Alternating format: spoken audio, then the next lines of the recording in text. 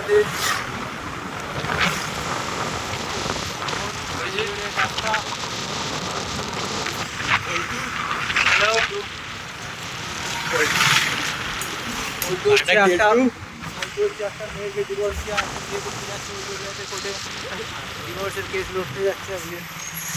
চলুন দেখা যাবে কি হয় লাস্ট পর্যন্ত।